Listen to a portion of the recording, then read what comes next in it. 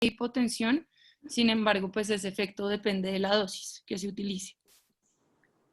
Los opioides, el tramadol estimula la liberación de serotonina e inhibe la recaptación de norepinefrina, por lo tanto, pues prolonga el bloqueo cuando se utiliza de forma perineural. Sin embargo, no hay una ventaja clara con respecto a si se usa intravenoso o intramuscular. Y la buprenorfina, pues prolonga también la duración del bloqueo. Con respecto a la ketamina, el midazolam y el magnesio, todavía no hay un perfil de seguridad claro, por lo que no recomiendan usarlos. Ya. Sí, doctor. Adicional a eso que dijiste del bicarbonato, el bicarbonato es muy útil porque alcaliniza un poquito la mezcla, entonces cuando uno le pone, por ejemplo, un poquito de bicarbonato normalmente uno le pone por cada 10 cc de lidocaína, un cc de bicarbonato de sodio para alcalinizar un poquito y que la inyección no les produzca tanto ardor. Entonces, esa es otra ventaja adicional a la que tú decías que puede potenciar el efecto. Ok, sí, señora, gracias.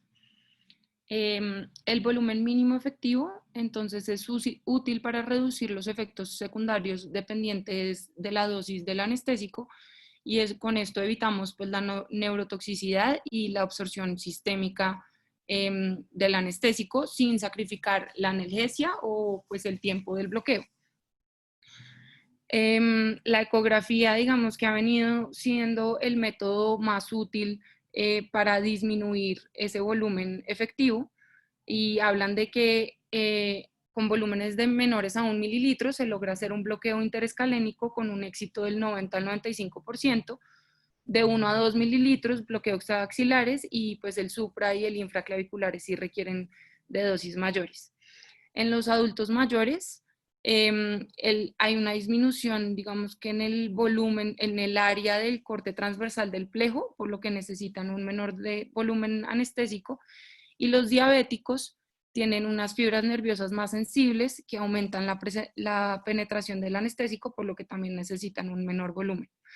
Y no han documentado que en índices de masa corporal aumentados se necesite un volumen distinto. Entonces, cuando no hay aditivos y se disminuye la dosis, ya sea por volumen o por concentración del fármaco, pues disminuye la duración del bloqueo y disminuye el tiempo pues, en el que va a requerir analgesia. Entonces, la toxicidad depende de la concentración plasmática total del anestésico. Los signos tempranos de toxicidad se dan por una anestesia perioral, un sabor metálico en la boca, tinnitus y mareo. Cuando ya hay concentraciones mayores, pueden haber alteraciones visuales, espasmos musculares, puede haber dislalia, convulsiones, coma, colapso respiratorio, bradicardia, hipotensión y fallo del colapso del sistema cardiovascular. Entonces, para evitar esa toxicidad, recomiendan aspirar antes de administrar el anestésico y administrar de forma fraccionada la dosis total, o sea, a medida que uno va sacando la aguja, pues va administrando poco a poco el fármaco. En caso de que haya alteraciones pues, convulsivas, se recomienda administrar estos fármacos en este orden hasta ya pues, terminar en una protección de la vía oral, de la vía aérea, perdón.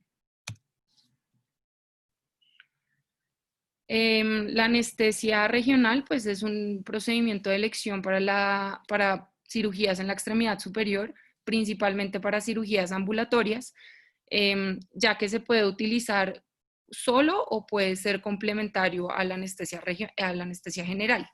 Entre las ventajas están descritas que hay menos tiempo de recuperación, un mejor control del olor, menos consumo de opiáceos y daines, y hay menos náuseas y vómito asociadas a la anestesia. Sin embargo, hay unos factores que limitan el uso de anestesia regional, y es pues la experiencia que tenga el anestesiólogo para poner el bloqueo, la duración de la cirugía, pues puede ser variable, puede ser de 45 minutos hasta 24 horas, y esto puede extenderse usando un catéter de nervio periférico que continúe la administración del anestésico.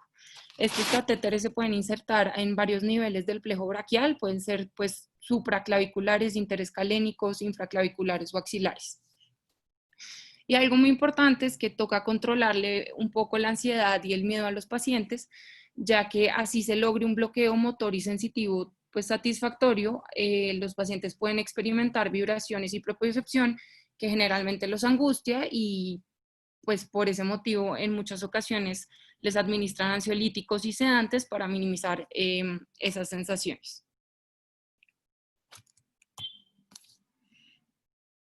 Históricamente ha habido técnicas descritas de cómo aplicar un bloqueo. La primera descrita fue mediante la técnica de parestesias, que se utilizan relaciones anatómicas superficiales y se pasa una aguja a ciegas en donde los pacientes dan una retroalimentación con respecto a si sienten parestesias o no.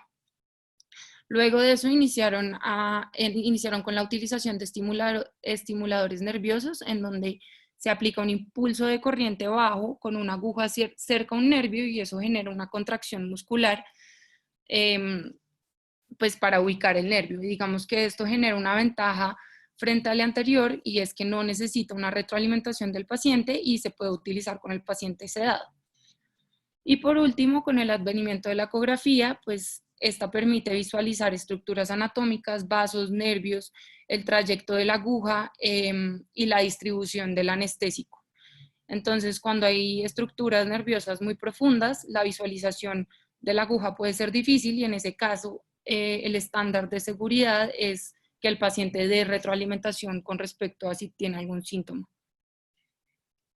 La ecografía ha demostrado una mejor efectividad con respecto a una disminución en la dosis. Sin embargo, no está documentado que haya una incidencia menor que otra en alguna de estas técnicas con una lesión neurológica.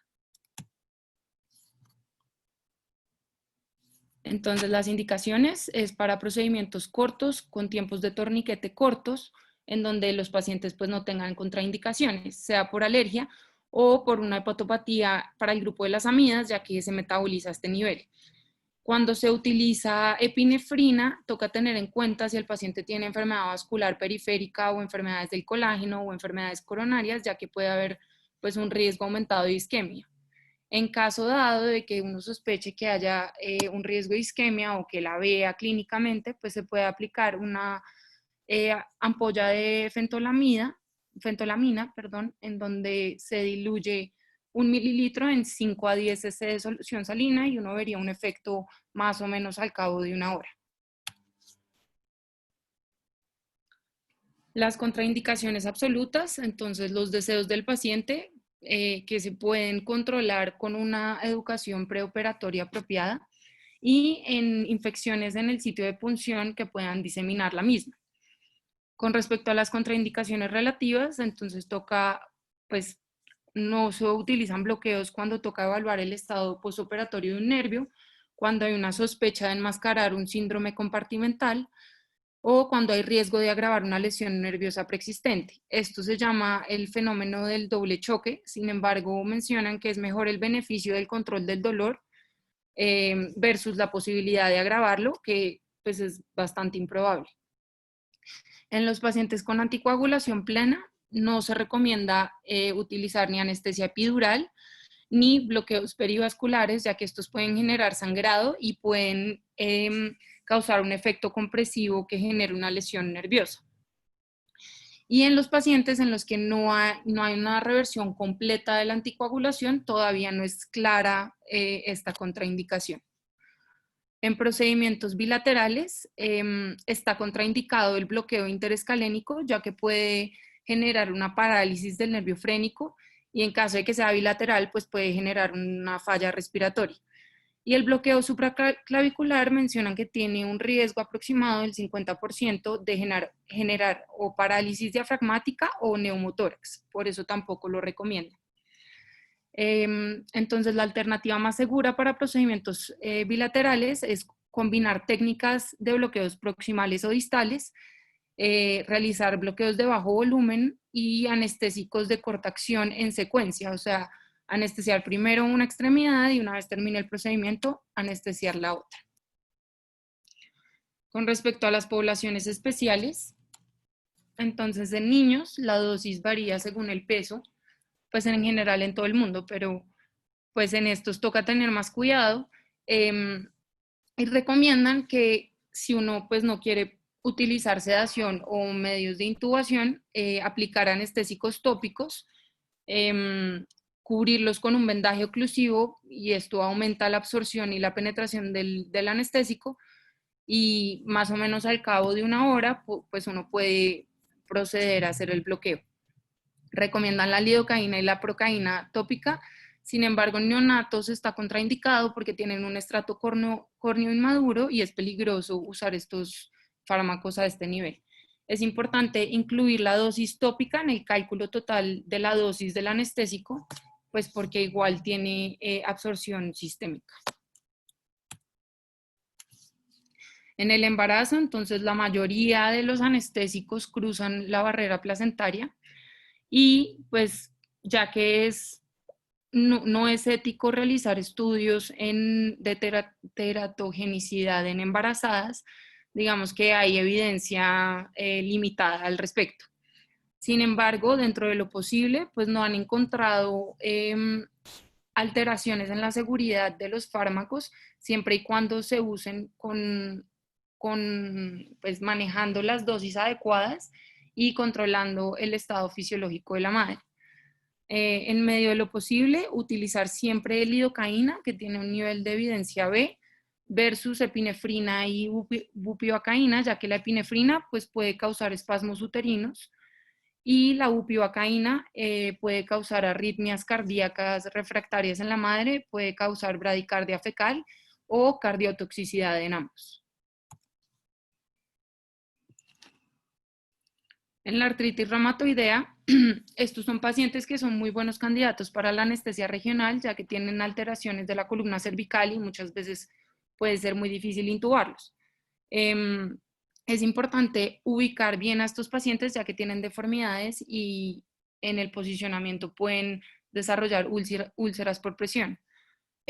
Con respecto a la terapia sistémica de ellos, generalmente pues son inmunosuprimidos tomando corticoides, que les genera como una disminución en la respuesta al estrés de la cirugía y pueden cursar con hipotensiones refractarias. Entonces recomiendan administrar una dosis de corticoides en caso de que la cirugía sea muy prolongada o en caso de que presente esta hipotensión. Mari, Sí, doctor. en los pacientes reumatológicos, ahí usted dice hay dificultad para la intubación endotraqueal. ¿Es dificultad o es que durante la intubación les pasa algo? No, es dificultad, doctor, porque estos pacientes normalmente tienen rigidez de la columna cervical, tienen una inestabilidad atlantoaxial, pueden tener anquilosis de la articulación temporomandibular, y todo eso pues dificulta la intubación. Digamos que obviamente eso ya es en estadios más avanzados, pero... Pero Eh, una nota. ¿Y esa inestabilidad será dificultad o es tal vez lo que el doctor Quintero quiere resaltar y yo creo que es muy importante? ¿Será dificultad por la inestabilidad atlantoaxial o qué será? Pues de pronto no es solo es el único factor, pero el hecho de que tengan anquilosada la temporomandibular, pues evita que tengan una exposición de la orofaringe más fácil, y pues si tienen una columna cervical rígida también evitaría la hiperextensión. Y pues, ¿Alguien está rotando en columna de los residentes? Sí, señor Cristian Castro y Antonio Solano. ¿Están por ahí?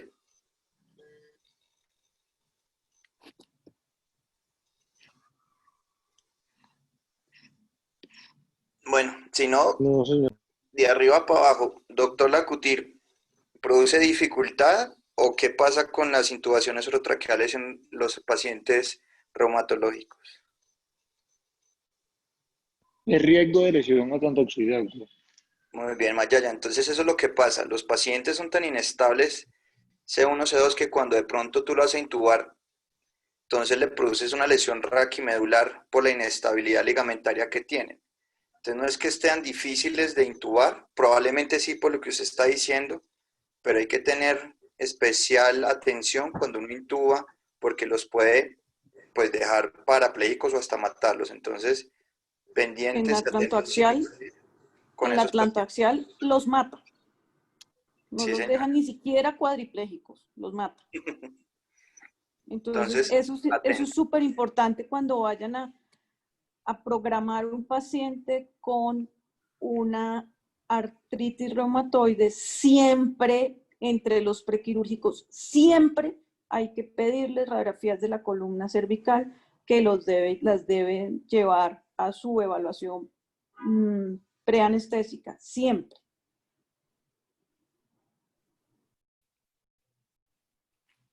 María Ángela, lo otro importante es que, bueno, una vez entubaron el paciente, con mucha frecuencia estos pacientes tienen deformidades en flexión o rigideces articulares que uno en cirugía pues pretende poner al paciente en la posición, como diríamos, de crucifixión para poner el miembro sobre la mesa quirúrgica, la mesa de mano. Entonces es importante tener en cuenta esto porque muchas veces hay que poner unas almohadas o algo para proteger el paciente y no intentar uno estirar al paciente a la fuerza porque si no después va a terminar con unos dolores distintos a la zona quirúrgica que van a dificultar la rehabilitación. Sí, doctor.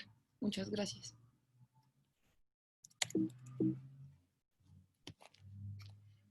Entonces, pasando a bloqueos específicos, el primer bloqueo del plejo braquial es el bloqueo interescalénico, que se hace entre el escaleno anterior y el medio a nivel del cartílago cricoides.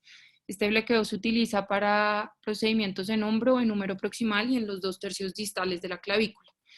Es un bloqueo que genera, pues es un bloqueo incompleto del tronco inferior, por lo que no se utiliza para procedimientos de antebrazo y mano. Y las complicaciones se asocian a parálisis del hemidiafragma ipsilateral y síndrome de Horner por la proximidad que tiene con la cadena simpática cervical. El bloqueo supraclavicular, entonces es un bloqueo que se realiza lateral al borde lateral del esternocleidomastoideo y superior a la clavícula. La primera costilla vendría siendo el margen de seguridad para evitar puncionar el ápex del pulmón, y a este nivel el plejo es pues compacto, ya están digamos que en las divisiones, entonces resulta en una anestesia completa de toda la extremidad. Mediante las técnicas tradicionales, las que había mencionado, documentaban neumotórax de 1 a 4% de los pacientes, por lo que este bloqueo recomiendan hacerlo con el uso de ecografía, pues para evitar esta complicación. Sin embargo, esas son las complicaciones: riesgo de neumotórax y una paresia supraescapular. Y acá podemos ver en una ecografía, acá viene la aguja. Maya, ya un segundo, ¿te devuelves un instante? Sí, doctora.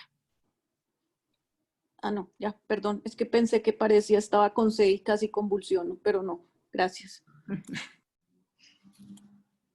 Entonces, en este ejemplo de bloqueo supraclavicular, podemos ver acá la primera costilla, la aguja hiperecoica, llegando acá hasta la arteria subclavia, y acá ya está, digamos, depositando el anestésico local. El bloqueo infraclavicular, entonces los reparos anatómicos, también se llama bloqueo de la coracoides. Los reparos anatómicos son desde la apófisis coracoides, 2 centímetros medial y 2 centímetros distal, y ahí se inserta la aguja. Bloquea los cordones que rodean la arteria subclavia y se utiliza para procedimientos del brazo hasta los dedos, no bloquea el hombro. Tiene una baja probabilidad de bloquear el nervio frénico y los riesgos están asociados a neumotórax y lesión de la arteria subclavia. Si se punciona la arteria subclavia, pues es muy difícil hacerle compresión a este nivel, por lo que siempre recomiendan hacerlo mediante ecografía. El bloqueo axilar es el bloqueo pues, más distal del plejo braquial. Se realiza antes de que las ramas terminales salgan, o pues ya cuando están saliendo. es uno de los más antiguos y los más tradicionales. Sin embargo, pues tiene unas limitaciones, y es que necesita tener el hombro en elevación completa, cosa que muchos pacientes no pueden hacer, y lo que se hace es que se ubica el nervio axilar en el apex de la axila. Se bloquea el músculo cutáneo que está saliendo proximal a él, entre la fascia del coracobraquial y del bíceps, y se bloquea a este nivel, pues porque sí se va a utilizar un torniquete para que no genere dolor. Los riesgos asociados a este bloqueo son hematoma de la arteria axilar, que está documentado de un 0.2 a un 8%, y ya que es un área muy vascularizada, puede haber una toxicidad sistémica, sea porque hay una absorción rápida sistémica o porque puede, pues, hacerse una inyección intravascular. Entonces, es un resumen de los bloqueos del plejo braquial. Creo que ya lo mencionamos. Y estos son las dosis de los anestésicos y la duración de anestesia. Entonces, la lidocaína es un anestésico de acción intermedia y dura más o menos 3 horas el tiempo de anestesia del bloqueo. La analgesia, pues, es más prolongada. Y la bupivacaína dura de 6 a 9 horas. Y la bupivacaína se utiliza en procedimientos en donde se sospecha que va a durar más tiempo el paciente de lo esperado, entonces para darle un poquito más de bloqueo. Hay unos bloqueos complementarios a los bloqueos del plejo braquial, entonces alrededor del codo, cuando se utiliza torniquetes o incisiones que van por la cara medial y proximal al codo, se debe bloquear el nervio intercostobraquial que sale de las ramas T1 a T3, y se bloquea ubicándolo en la línea axilar anterior de forma subcutánea, como se muestra acá en la imagen de arriba. El nervio mediano se bloquea superior al pliegue de flexión del antebrazo, se aplican más o menos de 5 a 10 mililitros de anestésico total y se ubica en el lado más posteromedial de la arteria braquial, superior a la línea entre los epicóndilos. El nervio radial se encuentra de 3 a 4 centímetros superior al epicóndilo lateral, justo cuando perfora el septum intermuscular lateral para volverse anterior, y se bloquea con 5 a 10 cc. Y el nervio cubital toca tener cuidado de no comprimirlo, difícilmente pues, se bloquea con un bloqueo interescalénico, entonces muchas veces toca hacerle este bloqueo complementario a nivel de la fosa epitocleocraniana. En la muñeca, el nervio mediano se bloquea a nivel entre el palmaris longus y el flexor carpi radialis. En caso de que haya ausencia del palmaris longus, entonces se ubica en la región más cubital del flexor carpi radialis y se penetra el retináculo flexor más o menos a 1 centímetro de profundidad y después por encima de este retináculo flexor para bloquear la rama superficial del nervio mediano y pues dar anestesia a la región tenar. El nervio cubital se bloquea en el borde cubital y dorsal del flexor carpi ulnaris. Puede ser radial o cubital, pero preferiblemente se debe hacer cubital por el riesgo de puncionar la arteria cubital. Y adicional al bloqueo a este nivel, se debe bloquear hacia dorsal el cúbito para bloquear la rama dorsal del nervio cubital. El nervio radial, entonces se hace una inyección subcutánea en la estiloides del radio, y esa inyección debe ir por la cara dorsal proximal a la tabaquera anatómica hasta, digamos, la línea media por la cara dorsal de la mano, como en anillo.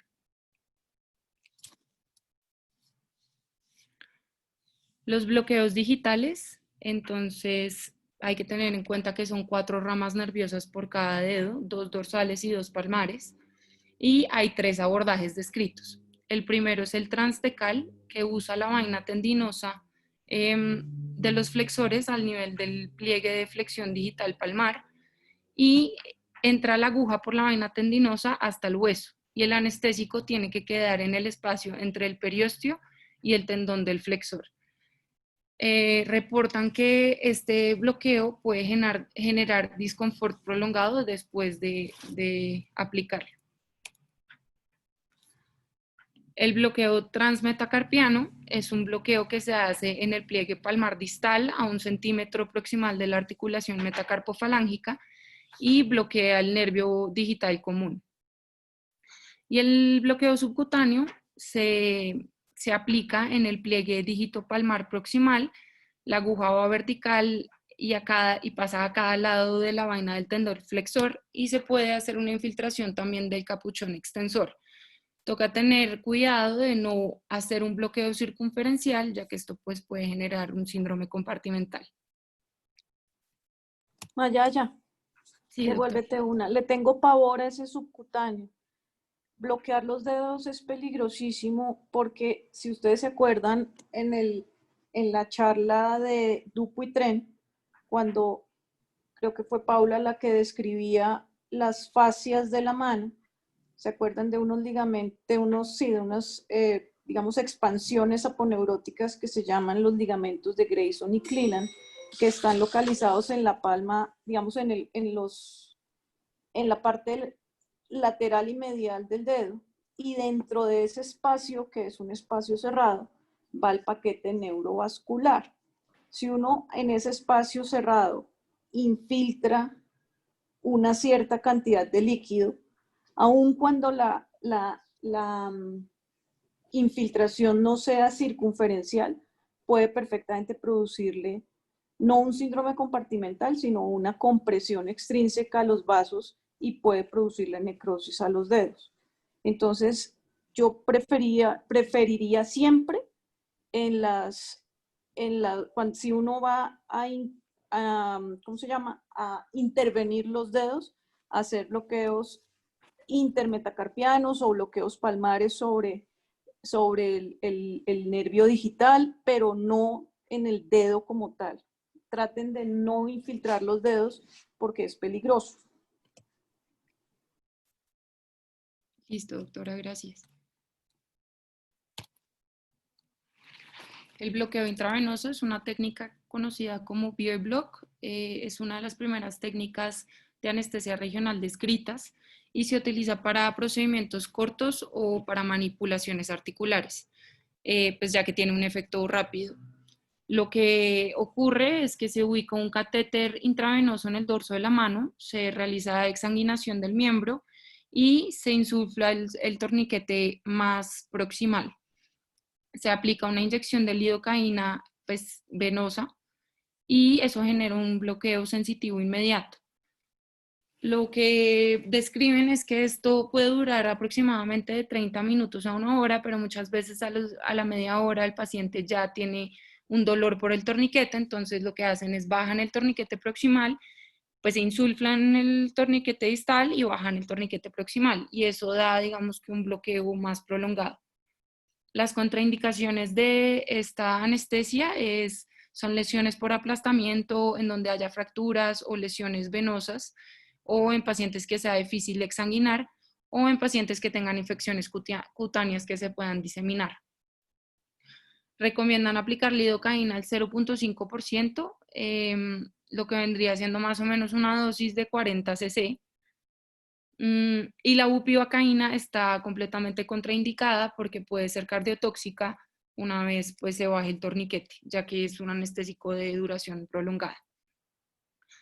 Las complicaciones pues, inherentes al anestésico local, a la lidocaína, y por eso el manguito debe mantenerse mínimo de 20 a 30 minutos para minimizar esos efectos sistémicos.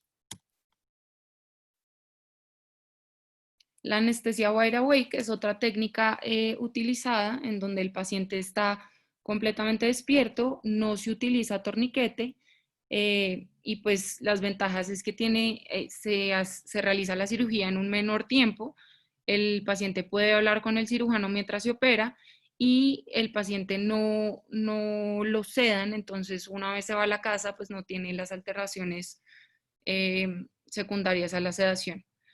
No se utiliza torniquete ya que la epinefrina cumple con ese efecto vasoconstrictor y lo que se hace es que se inyecta de forma subcutánea y anterograda lidocaína más epinefrina.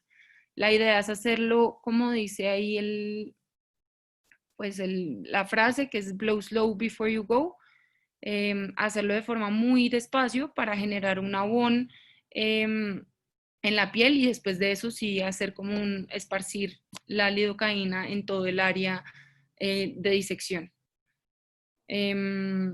Mayaya, ¿qué significa Wallant? Wide awake. Wide awake, ¿qué más? Ahí van, wow. ¿Qué significa el LANT? LANT. No sé, doctora. Local Anesthetic Non-Tourniquet. Entonces sí. no es solo el wide awake, sino lo importante de esta es que utilizan lidocaína, como dijiste, con epinefrina. Generalmente la diluyen un poco para que el efecto de la epinefrina no sea tan... De hecho, siempre se ha dicho que en las manos es preferible no usar epinefrina y eso es como el conocimiento que teníamos de larga data. Sin embargo, la persona que describió esta técnica, que se llama el doctor Lalonde, empezó a ver que no necesariamente era tan grave utilizar epinefrina y comenzaron a hacerlo haciendo diluciones de la lidocaína al 2 con epinefrina y empezando a inyectarla. Después, pues digamos, han ido cambiando y ya han estudiado una cantidad y cada espacio, dependiendo de lo que uno vaya a operar, tiene, digamos, la dosis máxima permitida y la localización del bloqueo y esas cosas. Ahí lo importante, digamos, que hay que resaltar es que para algunos sitios donde no es relativamente fácil pasar un paciente a cirugía para cosas de la mano que para la mayoría de anestesiólogos son menores, pues es una alternativa muy buena. Necesita uno, por supuesto, la colaboración del paciente, no necesita torniquete, lo cual es una ventaja, pero hay una cosa que es súper importante y es que uno debe esperar por lo menos 20 a 30 minutos después de que pone el anestésico local para arrancar, porque la epinefrina no hace su efecto completo hasta que pasan por lo menos 20 a 30 minutos. Entonces, ¿qué es más rápido? No lo sé. Lo que es distinto y es una forma de hacerlo que es útil en algunos casos. Sí, doctora. Lo que Sí, mencionaba... yo quería añadir que lo que dice las personas puede ser usado para un lado o para el otro, ¿cierto? Cuando nos hablas allá de los bloqueos axilares y todo eso, es que es muy bueno ponerles un sedante. El paciente necesita una sedación. Y en esta técnica dicen, no, la sedación es mala. Entonces, realmente eso depende realmente del paciente, de las condiciones específicas. El torniquete, que el torniquete es malo, los otros no, el torniquete es muy bueno porque se ve mejor. Entonces, los mismos argumentos se pueden usar para un lado o para el otro y es lo que uno ve en las respectivas literaturas. Como dice la doctora Moreno, depende del paciente, depende de donde uno trabaja y todo se puede usar y son recursos. Yo creo que en esto y en cualquier técnica uno debe aprender todas las cosas y usar la técnica apropiada para cada caso. Muchas gracias. Yo más que Wallant uso lo que llamo slant y es que es sedación con anestesia local y sin torniquete para algunas cosas, pero prefiero la sedación. Los pacientes están mucho más cómodos y uno que es así como esquizoide también.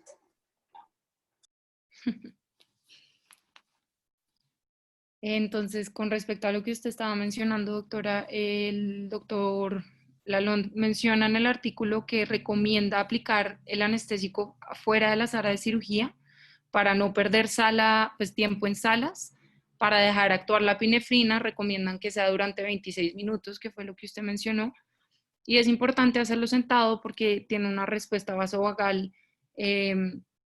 secundaria a la administración del medicamento. Entonces se utiliza una aguja de un calibre bajo, 27, y aplican para el túnel del carpo, aplican 10 cc en la grasa subcutánea donde está el punto azul en la imagen, sin mover la aguja, para evitar pues, que se generen parestesias o laceraciones del nervio. Y luego de eso, si se inyectan 20 cc debajo del tejido celular subcutáneo donde se va a hacer la incisión. Para los procedimientos de dedo en gatillo, aplican 4 cc de inyección subcutánea sin inyectar la polea.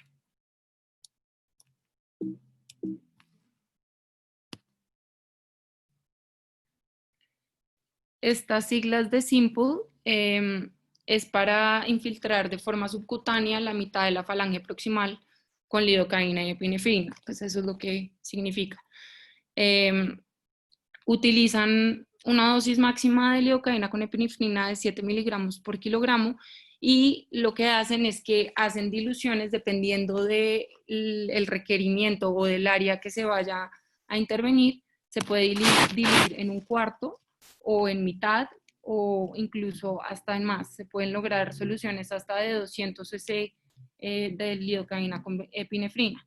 Y en muchos casos adicionan el bicarbonato, un cc por cada 10 cc de lidocaína, para aumentar pues, el efecto anestésico y lo que decía la doctora, para que no les arda tanto la infiltración.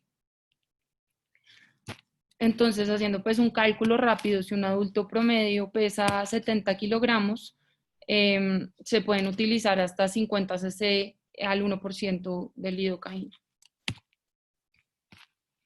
Con respecto a la bupivacaína versus la lidocaína, se prefiere el uso de lidocaína ya que es más segura. Han documentado pues, que es un antiarrítmico, entonces no tiene efectos cardiotóxicos, a diferencia de la bupivacaína. Tiene una trayectoria larga en la historia, es un fármaco muy conocido y tiene una buena duración analgésica. La bupivacaína, por lo contrario, dura más, pero muchas veces los pacientes se quejan de dolor así la mano esté entumecida después de la cirugía. Entonces la recomendación es usar lidocaína y cuando la cirugía dure más de 2 horas y media, le adicionan 10 cc de bupivacaína al 0.5%. Yo creo que con una buena sedación, el paciente no siente dolor con la infiltración. Igual la lidocaína tiene un tiempo de acción más corto que la bupivacaína, también por eso se prefiere, porque actúa más rápido. Sí. La muñeca de espagueti, entonces, son lesiones que ocurren entre el pliegue de flexión de la muñeca y las uniones miotendinosas de los músculos flexores y describen que se lesionan al menos 3 estructuras, pueden ser tendinosas, pueden ser vasculares o nerviosas. Para hacer estas transferencias tendinosas se puede utilizar de 100 a 200 cc de lidocaína más epinefrina, se adiciona la bupivacaína para prolongar el efecto y la idea es no bloquear los nervios motores pues para poder evaluar posterior a la transferencia la función. Y los nervios sensitivos los bañan en anestésico local para que tenga un efecto pues anestésico. Entonces esta tabla son las recomendaciones de las dosis según el procedimiento que se vaya a realizar. De los procedimientos pues, que no mencioné, se puede hacer una artrodesis trapecio metacarpiana con 15 cc de lidocaína y una trapecectomía con 40 cc de lidocaína. Con respecto a la epinefrina en el bloqueo digital, es un tema pues, que tiene mucho tabú, la gente le da miedo usar la epinefrina por el riesgo de isquemia en los dedos, y en este estudio multicéntrico, en donde 9 cirujanos en 6 ciudades distintas incluyeron 3.110 casos usando lidocaína con epinefrina al 1%, documentaron que no se generaron ninguna lesión cutánea o isquémica y que no necesitaron revertir el efecto de la vasoconstricción con la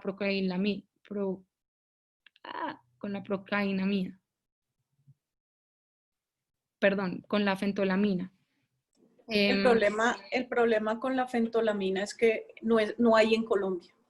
Entonces, si a uno se le pasa, o sea, digamos que puede que haya 1 en 100.000, pero y si uno es el 1 en 100.000, pues no es tan chévere que que le pase eso y no hay fentolamina en Colombia. Entonces toca siempre irse por debajo de las dosis recomendadas y ser muy cuidadosos. Si uno empieza a ver que hay problemas, pues toca hacer algo. Sí, doctora. Aunque ese 1 en 100.000 no son los casos, sino es la concentración de lidocaína con norepinefrina. O sea, es lidocaína con Ah, qué norepinefrina. bruta. Sí, tiene A lo razón. Qué Sí. mensa. Pero igual, pues 3.110 casos tampoco es que, o sea, la golondrina no hace verano, pero pues toca estar siempre pendiente. O sea, lo importante con estas cosas que además son como una moda, ¿no? Entonces ahora más o menos casi que quieren hacer resecciones intestinales ampliadas con técnica de Walland. Entonces, pues yo creo que pues uno tiene que ser un poco prudente con esas cosas, sobre todo porque pues no por ser moderno y por ser práctico y por no necesitar anestesiólogo puede ser mejor que los otros. Hay pacientes, o sea, yo prefiero tener quien me cuide el paciente en cualquier caso, porque incluso solamente, como pasó en estos días en la consulta, con la inyección de lidocaína el paciente perfectamente puede hacer paro o puede hacer una reacción alérgica que le produzca una, ¿cómo se llama? ¿Cómo se llama? Que se le cierra la garganta. Un edema neurótico, ya, perdón. Entonces, a mí me parece, eso, me parece peligroso no, o sea, hacer las cosas sin anestesiólogo, porque pues si bien se puede, pues no siempre uno está 100% seguro de que todo va a ir bien. Y entre otras cosas, a los anestesiólogos hay que tenerlos de amigos, entonces si uno les da trabajito, lo tratan mejor. Para adicionar lo que está haciendo la doctora, perdón, doctor Piniola. No, sigue yo a continuación. Gracias. Completamente de acuerdo a lo de la moda que está diciendo la doctora Moreno, pero recuerden también que el tratamiento quirúrgico es un evento traumático. Pues el doctor Lalonde inclusive ha descrito reducción abierta, fijación interna de fractura de radio distal con Walland. Pues a mí que un doctor me esté echando martillo cincel en el radio, pues maluco. Recuerden que es un evento traumático y los medicamentos que utilizan los anestesiólogos es para evitar ese evento traumático. Sí. Lo que yo quería comentar es, suenan muchos casos 3.110, pero yo no sé si uno, si hiciéramos, desde que estamos con el doctor David, cuántos bloqueos se habrán hecho en la fundación y sería ver cuántos casos, cuántas pérdidas de dedos, cuántos problemas cerebrales, cuántos paros cardíacos, etcétera, con los bloqueos. Y creo que no, de hecho, si ha habido alguna cosa de parestesias o alguna cosa así, es raro. Con los bloqueos de Vier no hemos tenido paros cardíacos, ni nada de esas cosas, y los números son más grandes que los que están mostrando estos estudios. Entonces, yo creo que hay que poner en cintura, digamos, bien las cosas, y por supuesto que es mucho mejor si uno tiene la situación. Una cosa es operar aquí en la Fundación Santa Fe, si uno tiene todas las cosas y tiene además anestesiólogos tan excelentes para bloqueos como los que tenemos, pues en realidad esto los deja uno para algunos casos así raros, anecdóticos, pero como dice el doctor Quintero, ir a hacer ahorita las fracturas de radio, transferencias tendinosas, se están haciendo inclusive colgajos microvasculares con Walland, pues eso es como por hacer, no sé, como alguna cosa de verdad anecdótica, sí. Y yo creo que esto va a tener su punto justo y su momento en el cual se le va a dar el puesto adecuado. Nosotros en la Clínica San Pedro Claver operábamos también con anestesia local, también cosas muy grandes porque no había el recurso de anestesiólogo disponible siempre. Entonces, cuando uno está en una situación y que tiene que operar algo urgente y no hay anestesiólogo disponible, pues es una técnica para tenerla en cuenta. Pero no me parece mejor que un bloqueo bien colocado.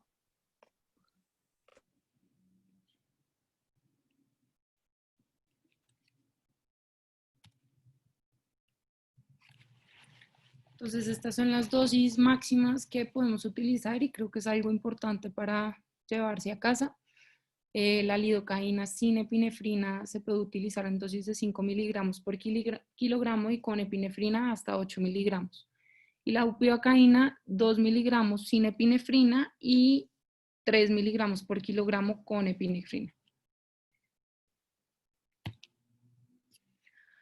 Con respecto a las complicaciones, entonces la principal es neuroapraxia. Sin embargo, son raras, pero los pacientes pueden cursar con neuroapraxias más o menos del 3 al 8%, son transitorias y se den como al plazo de 4 semanas. Cuando ya hay una lesión nerviosa permanente, esta se diagnostica después de 6 meses y tiene una incidencia del 0.04 al 0.6%. Estas complicaciones son más frecuentes en pacientes que están en quimioterapia, en pacientes de edad avanzada, en pacientes con diabetes mellitus, mielopatía cervical, enfermedades vasculares o con neuropatías preexistentes. En el libro de Green muestran este algoritmo para manejo de las complicaciones y dividen el déficit en déficit menor o déficit mayor. Entonces, lo primero que uno tiene que hacer es determinar si hay injuria vascular o un síndrome compartimental. Si hay alguno de los dos, pues inmediatamente informar al cirujano y ver si requiere alguna intervención quirúrgica. Si no hay ninguno de los dos, ver si hay un déficit menor que vendría siendo cambios en la temperatura o alteraciones en el tacto fino, sin pérdida motora, sensaciones de quemazón, en algún dermatoma específico, principalmente. Y las de déficit mayor son parecias completas o casi completas pues de la mano.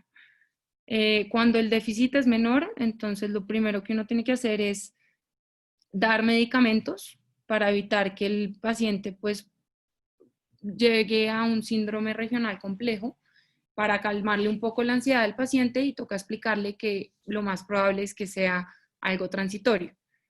Toca hacerle seguimiento pues de 3 a 6 meses si el déficit resuelve, de 3 a 4 meses si el déficit se instaura, y si el déficit empeora, pues ya toca estudiarlo.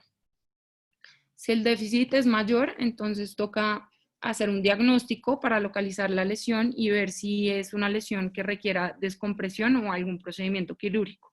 Adicional a eso, pues toca iniciar exámenes de extensión, hacer una resonancia magnética, una ecografía, neuroconducciones y dar analgesia. Entonces, las neuroconducciones vendrían siendo el primer examen neurológico que uno haría, ya que este puede mostrar cambios después de 1 a 2 días de que la lesión se instaure. Cuando las neuroconducciones tienen disminución en la velocidad de la conducción, eso determina un daño mielínico, y cuando hay una disminución en la amplitud, eso indica un daño axonal. Sin embargo, las fibras pues nociceptivas muchas veces no son mielinizadas, entonces pueden arrojar un resultado normal. Y la electromiografía sería un estudio indicado después de 2 a 4 semanas de instaurado el déficit, y muchas veces pues es el que va a identificar la localización de la lesión y la causa.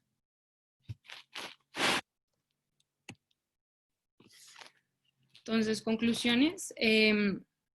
La anestesia regional mejora el control postoperatorio, disminuye el consumo analgésico, los efectos secundarios de la anestesia y la estancia hospitalaria.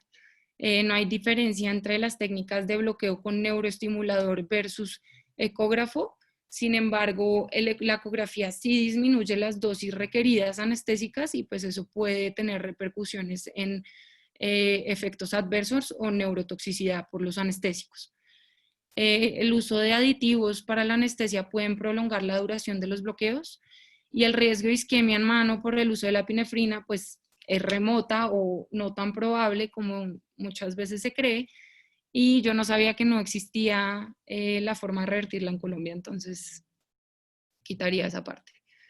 Es importante siempre pues tener una comunicación estrecha con el paciente en caso de que uno presente alguna complicación como neuroapraxia, para calmarle la ansiedad, o en pacientes en los que se hace cirugía wide awake, en donde el paciente siempre conozca pues en qué va el procedimiento y como qué es lo esperado de cada tipo de anestesia.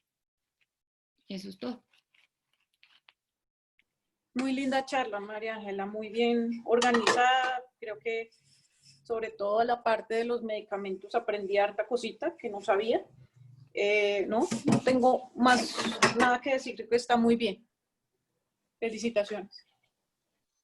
Gracias, doctor. Felicitaciones, excelente charla, muy bien. María Ángela, muchas gracias. Muchas gracias, doctores. Muchas gracias, Mayaya. Muy buena charla. Muchas gracias. Gracias, Nano. Adiós, hasta mañana. Bueno, muchas gracias, que descansen. Chao. Que descansen, nos vemos. Buenas noches.